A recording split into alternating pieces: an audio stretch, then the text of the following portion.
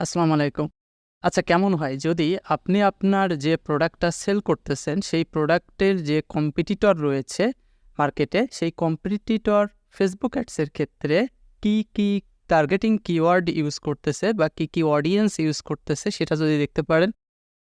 তো আজকের এই ভিডিওতে আমি মেইনলি যারা ইনিশিয়ালি ফেসবুক অ্যাডস মার্কেটিং শুরু করতেছেন তাদের ক্ষেত্রে কিন্তু খুবই গুরুত্বপূর্ণ যে বিষয় অডিয়েন্স টার্গেটিংটা, সেটা কিভাবে আপনি আপনার কম্পিটিটর কি অডিয়েন্স টার্গেটিং করতেছে একটু আইডিয়া নিতে পারেন, সেটি আজকে আলোচনা করব। তো আশা করি যারা ফেসবুক মার্কেটিংয়ের ক্ষেত্রে নতুন তাদের ক্ষেত্রে আজকের এই ট্রিক্সটা খুবই কাজে লাগবে। আপনারা অলরেডি জানেন যে আমরা যখন ফেসবুক অ্যাডসের ক্যাম্পেইন রান করি তখন এই নিউ ক্রিয়েটে যখন চাপ দিই এখান থেকে আমাদের ক্যাম্পেইন যে অবজেক্টিভ রয়েছে সেই অবজেক্টিভটা আমরা সিলেক্ট করে দিই এবং এখান থেকে কন্টিনিউ বাটনে দেওয়ার পর আমরা যেহেতু ম্যানুয়ালি সেট করি বেশিরভাগ সময়, তো আমরা ম্যানুয়ালি সিলেক্ট করে আমরা কন্টিনিউ বাটনে যখন দিই তখন ফেসবুক অ্যাডসের যে পুরো set up campaign ad set এবং অ্যাডস এই সেকশনটা আমাদের সামনে চলে আসে।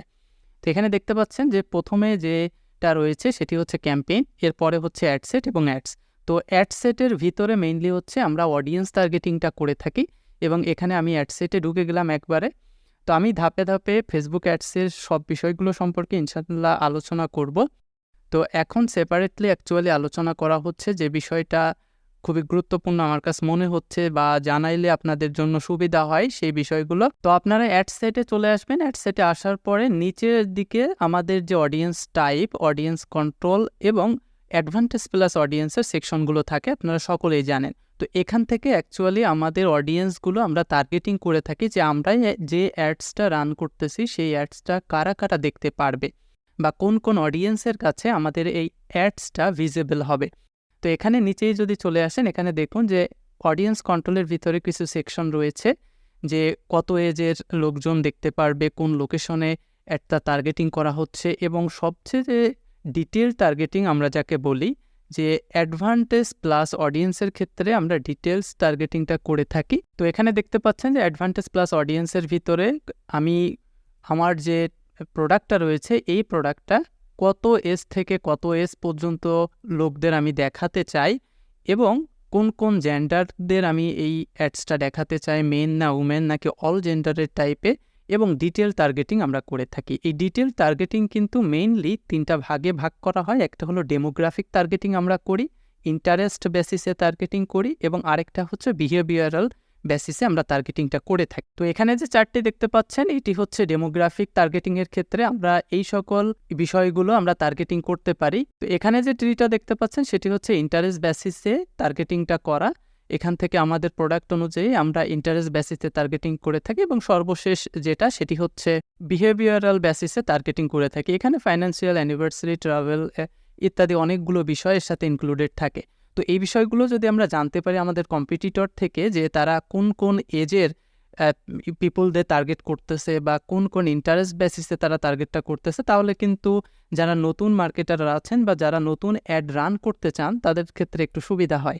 সো এটা দেখার জন্য আপনারা আপনাদের ফেসবুকে চলে আসবেন এবং ফেসবুকে আপনি যে অ্যাডের এটা দেখতে চাচ্ছেন সেই অ্যাডভার্টাইজমেন্টের সিলেক্ট করে নেবেন, অর্থাৎ আপনি স্ক্রলে আপনার ফিডে সেই যে অ্যাডটি আসবে সেটির আপনি দেখতে পারবেন, মোটামুটি কনসেপ্ট নিতে পারবেন। আপনি হুবহু যে তারা কি টার্গেটিং করেছে এটা করতে পারবেন না বা দেখতে পারবেন না, বাট আপনি আপনার যে ইন্টারেস্ট বেসিসের উপর আপনার সামনে যেগুলো আসবে অ্যাড সেগুলো সম্পর্কে আপনি আইডিয়া নিতে পারবেন। সেখান থেকে আপনি বুঝে নিতে পারবেন যে আপনার প্রোডাক্টের ক্ষেত্রে কি টার্গেটিং করা উচিত। তো এর জন্য আপনি একটা কাজ করবেন, সেটি হচ্ছে ফেসবুক সার্চ অপশনে গিয়ে আপনার যে কম্পিটিটররা রয়েছে তারা যে অ্যাডভার্টাইজমেন্টগুলো রান করতেছে সেইগুলো আপনি একটু এনগেজমেন্ট করে আসবেন, লাইক করলেন বা কয়েকটা দেখলেন অ্যাডটা, একটু টাইম ইনভেস্ট করলেন ওইখানে, তাহলে ওই অ্যাডগুলো কিন্তু আপনার ফিডে আসবে। তখন আপনি এখান থেকে দেখতে পারবেন যে কি কারণে এই অ্যাডটি আপনার সামনে শো হলো। আচ্ছা, তাহলে আমার সামনে যে অ্যাডটি দেখতে পাচ্ছেন এই অ্যাডটি আমি হচ্ছে দেখব যে তারা কোন এজের পিপলদের অ্যাকচুয়ালি টার্গেট করেছে এবং কি বিষয়গুলো তারা এখানে ইনক্লুড করেছে। তো এর জন্য আপনারা অ্যাডটি বাছাই করবেন। এখানে দেখতে পাচ্ছেন যে স্পন্সার্ড লেখা রয়েছে, তার মানে এটি একটি অ্যাড। তো এখান থেকে আপনি ডান পাশে ট্রিপল ডটে এখানে ক্লিক দিবেন। ক্লিক দেওয়ার পর একদম নিচেই দেখতে পাচ্ছেন why am I see this ad, এখানে যদি ক্লিক করেন তাহলে দেখতে পাচ্ছেন যে অ্যাডভার্টাইজার চয়েস এখানে একটি অপশন রয়েছে। এটি যদি আপনি ক্লিক করেন দেখুন যে এখানে 18 অ্যান্ড ওল্ডার অর্থাৎ 18 থেকে 65+ যে অডিয়েন্স আছে সেই অডিয়েন্সের পুরাটাই তারা ইউজ করেছে এবং এখানে প্রাইমারি লোকেশনটা তারা বাংলাদেশ দিয়েছে, দ্যাটস ওয়াই। আর আমি যেহেতু বাংলাদেশের বাসিন্দা সেহেতু এখানে আমাকে ফেসবুকে এই অ্যাডটি দেখিয়েছে। এবার আরেকটি বিষয় আপনাদেরকে দেখায়, আপনার এখান থেকে ব্যাক করে চলে এসে দেখুন ইওর অ্যাক্টিভিটি নামে একটি অপশন রয়েছে। এখানে কিন্তু তারা দেখাচ্ছে যে অ্যাপারেল, টেকনোলজি, রিটেল এই বিষয়গুলো ইন্টারেস্টেড থাকার কারণে আমার কিন্তু এই অ্যাডটা সামনে এসেছে। এছাড়াও মিডিয়া, রিটেল, কম্পিউটার সায়েন্স এই বিষয়গুলো সম্পর্কে ইন্টারেক্টেড আমি করেছি কোনো একটা পেজ বা পোস্টের। এছাড়াও design, media, software, apps, ads on Facebook market place এই বিষয়গুলোতে আমি ইন্টারাক্ট করেছি, দ্যাটস ওয়াই কিন্তু আমার এই অ্যাডটা আমার সামনে এসেছে। তো এখান থেকে কিন্তু বোঝা যাচ্ছে যে রিটেল, মিডিয়া, কম্পিউটার সায়েন্স বা এখানে ফেসবুক মার্কেটিং বা ফেসবুক মার্কেট প্লেস এই বিষয়গুলো রিলেটেড কিওয়ার্ড এই অ্যাডটা ইউজ করছে, দ্যাটস ওয়াই আমার কাছে এটা এসেছে। আমি আরও কয়েকটি আপনাদেরকে দেখাচ্ছি। এখানে দেখতে পাচ্ছেন আরও একটি অ্যাড আমার সামনে এসেছে।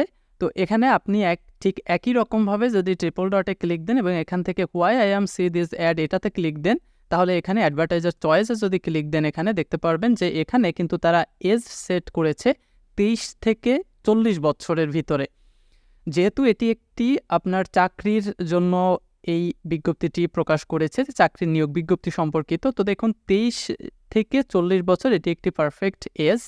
এই এজের বয়সটায় বেশিরভাগই চাকরি খুঁজে থাকেন অ্যাকচুয়ালি। তাহলে বিষয়টা কিন্তু খুব মজার হচ্ছে। দেন দ্বিতীয় যে বিষয় সেটা হচ্ছে ইওর অ্যাক্টিভিটিতে ক্লিক যদি দেন সেখান থেকে দেখতে পারবেন apparel, consumer electronics, career resources. এখানে দেখতে পাচ্ছেন যে কেরিয়ার রিসোর্সেসে আমার ইন্টারাক্ট করা হয়েছিল কোনো এক সময়, দ্যাটস ওয়াই এই অ্যাডটা আমার সামনে এসেছে।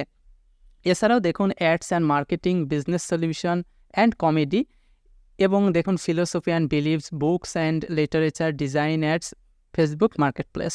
তো এইগুলো কিন্তু আসলেই এটার সাথে রিলেভেন্ট একটা যে ইন্টারাকশনটা সেটা দেয়া হয়েছে বলেই এই কিওয়ার্ডগুলো এখানে এসেছে এবং এই অ্যাডসটা কিন্তু আমার সামনে ভিউ হয়েছে। তাহলে ঠিক একইভাবে কিন্তু আপনি আপনাদের যে কম্পিটিটর রয়েছে সেই কম্পিটিটরের কিওয়ার্ডগুলো বা হচ্ছে অডিয়েন্স টার্গেটিংটা দেখে নিতে পারেন যে সে কত এজের পিপুলদের টার্গেট করতেছে বা কোন কোন বিষয়গুলো বা কিওয়ার্ডগুলো তারা গুরুত্ব দিচ্ছে।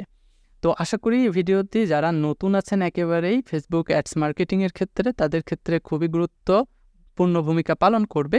তো আপনারা যদি সত্যিই এই ভিডিও থেকে কিছু গুরুত্বপূর্ণ বিষয় জেনে থাকেন অবশ্যই কমেন্টে জানাবেন।